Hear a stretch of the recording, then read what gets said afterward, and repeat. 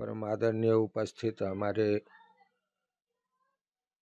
सत्संगी, सत्प्रेमी और बुद्धिजीवी सबों को मकर संक्रांति का हार्दिक हार्दिक अभिनंदन।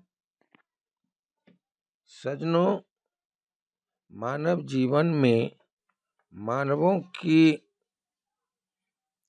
सुंदरता और गुण की बखान तब होती है जब मानव, जिस परमात्मा ने मानवों को मानवीयता गुण दे करके उसको अपने निकट आने का रास्ता दिया, उसको अपना लेता है, तब जाकर के मानव के मानवीय चोला का सार्थक होता है। सदगुरु कबीर ने कहा कि मानव मानव एक है, कुछ मानव में भेद, और कुछ मानव देवता भय, कुछ मानव है प्रेत। मानवियों में अगर मानवीयता है तभी वह परमात्मा के लायक होते हैं और परमात्मा के सानिध्य पहुंच सकते हैं। जैसे महाभारत में कहा गया है,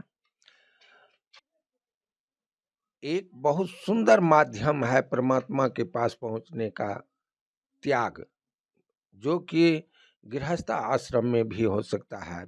महाभारत में कहा गया है कि त्यक्त्वांग कर्म फलासंग नित्य तृपितो निराश्रयः कर्मण्येभि प्रवृत्तो अपि नैव किंचित करोति सः न हिंग देह भूता साक्यम त्यक्तम्ब कर्मण्येशेषतः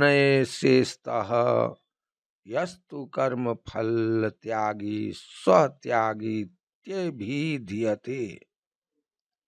गृहस्था आश्रम में भी रहता हुआ भी मनुष्य त्याग के द्वारा परमात्मा को प्राप्त कर सकता है। परमात्मा को प्राप्त करने के लिए त्याग ही मुख्य साधन है। अतएव इस त्याग को 7 श्रेणियों में बांटा गया है, जो कि पहला है निषिद्ध कर्मों का त्याग। निषिद्ध कर्मों का सर्वथा त्याग करने से मानव का मानवीय चोला का सार्थकता हो सकता है। जैसे चोरी, व्यभिचार, झूठ, कपट, छल, जबरदस्ती, हिंसा, अभ्यक्ष भोजन और प्रमाद आदि शास्त्र विरुद्ध नीच कर्मों को मन, वाणी और शरीर से किसी प्रकार भी न करना, यह पहला श्रेणी होता है।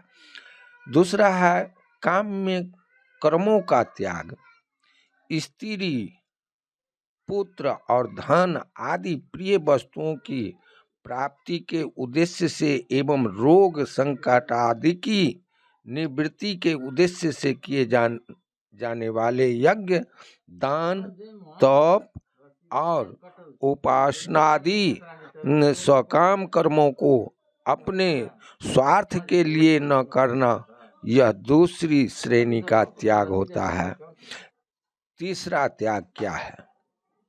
तीसरा त्याग में मान, बड़ाई, प्रतिष्ठा एवं स्त्री, पुत्र और धनादि जो कुछ भी अनित्य पदार्थ प्रारब्ध के अनुसार प्राप्त हुए हो, उनके बढ़ने की इच्छा को भगवत प्राप्ति में बाधक समझकर उसका त्याग करना।